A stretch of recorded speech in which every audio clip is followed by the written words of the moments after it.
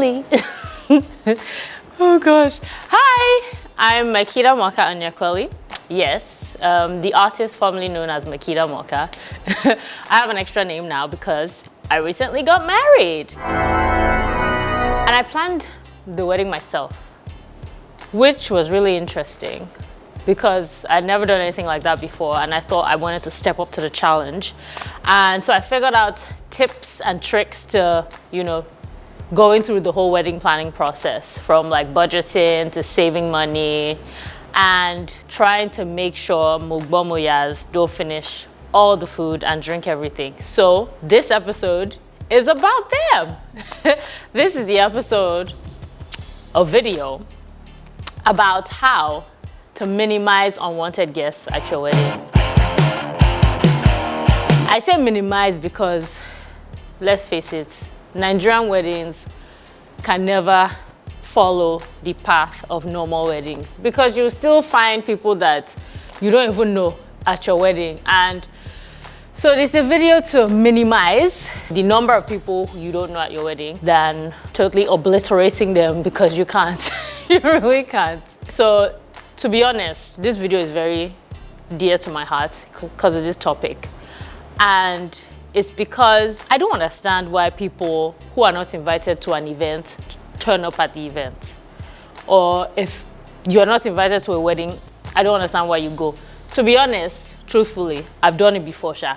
And I still regret it because it was so annoying. It was one of those ones that, like, I was going with my friend and he was like, come now, let's go. And I'm like, okay. So I turned up there and it was one of these like nicely planned weddings where everybody had place cards and the seats were counted, everything. So I turned up there and there's no seat for me.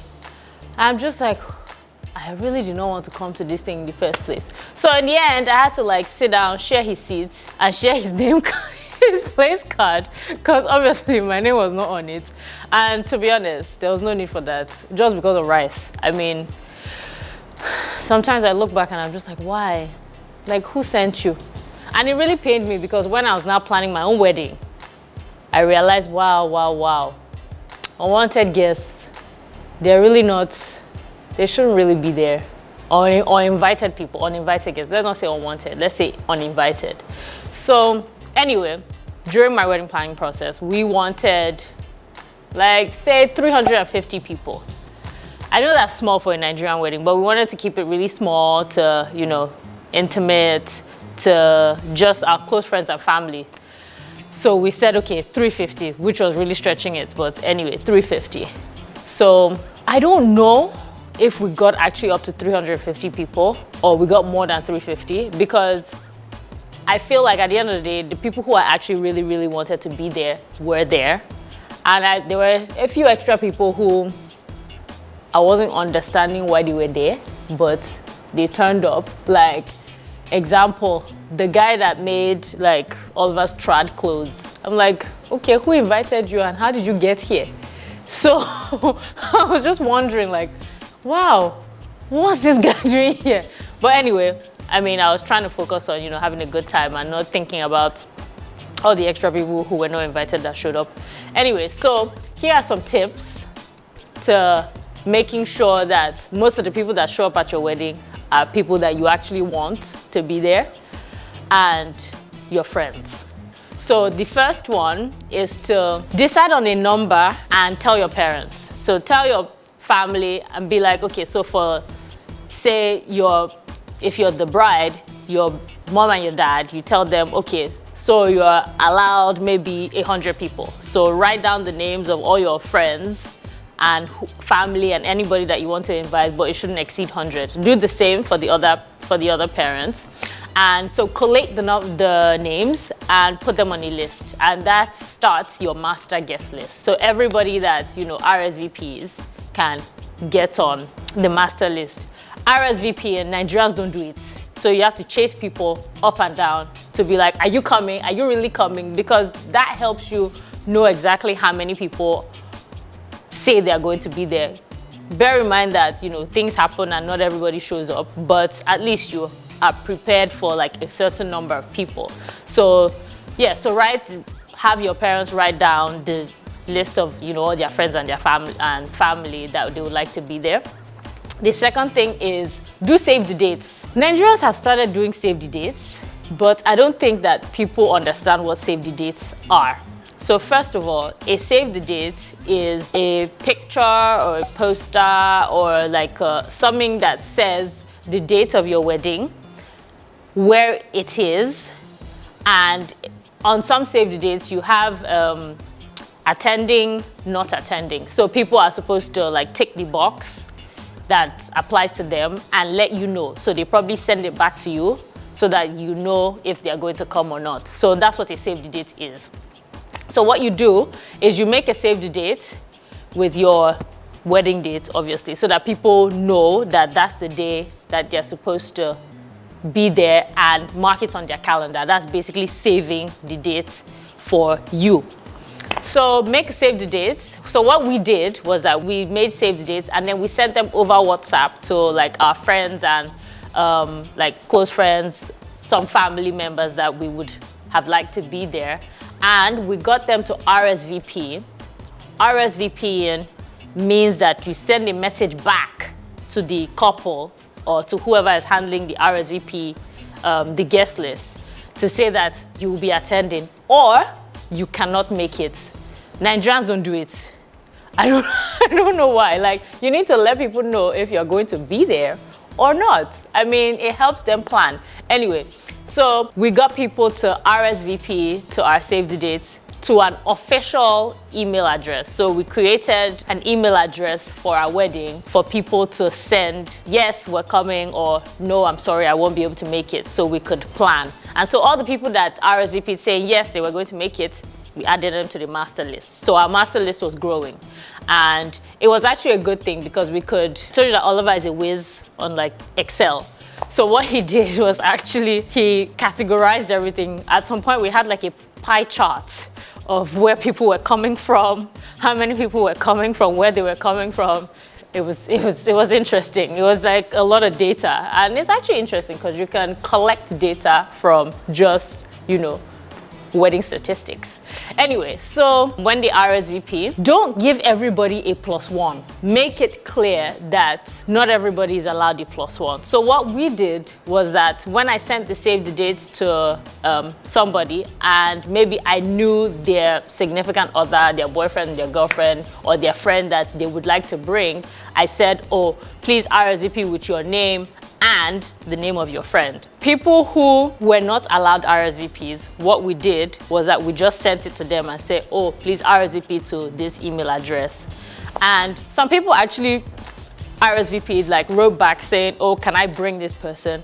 And you can judge if like you're really their friend, that you're like, okay, it's fine, you can bring your friend along or not. And if you don't want them to bring a +1, you can just say, oh, sorry, we can only accommodate you for the day. And if they don't now want to come because you can't accommodate their friend, then that's okay. I mean, it's your wedding. You decide who you want there or not. Anyway, so that's with the +1s. So don't forget to also make a few like extra spaces for people who will show up and there's nothing you can do about that. Like if your mom is bringing an extra friend or your auntie is bringing an extra friend and you have space, you're going to have to let them in. Unless there's no space whatsoever, then you just tell the security guy, their name is not on the guest list, don't allow them in. And security companies actually they listen to that because, I mean, you are paying them.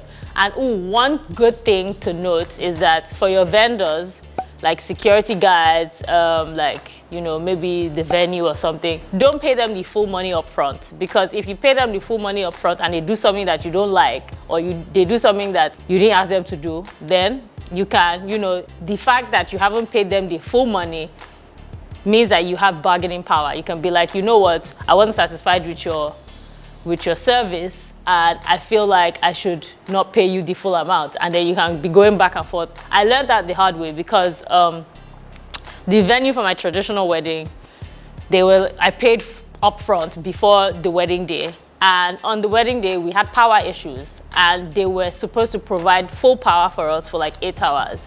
And when I was dancing in, that's when the power went off. So I was just there like with no music for like 30 minutes. So, and that actually paid me because I'd already paid them their full money. So I had I had no bargaining power after the wedding to say, oh, you know, I'm not going to pay you your full balance because I didn't have power for a certain amount of time during the day. Anyway, so going back to your security guys, you give them the master list with all the names of the people on there, and people come in with their invitations.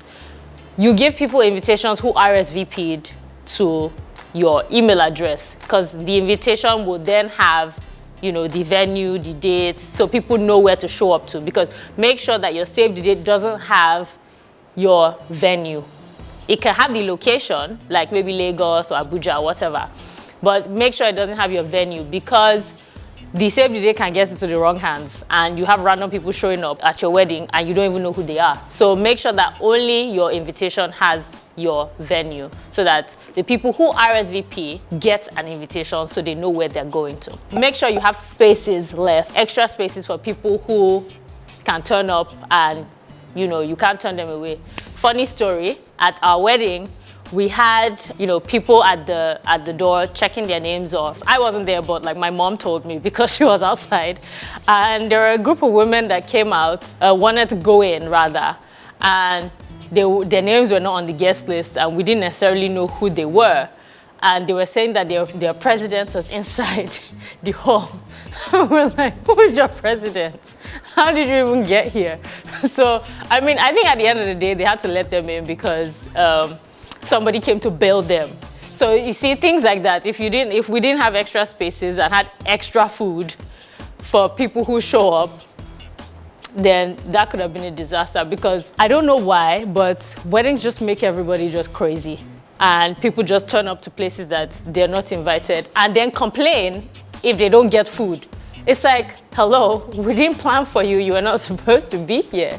And you're now complaining that there was no food for you. So, you know, make sure that all those things, make sure that you have enough food and drinks for people and for unwanted guests. Because with Nigerians, I don't know, you really can't have like a set number unless like everything is pretty strict and you have really civilized people coming to your wedding.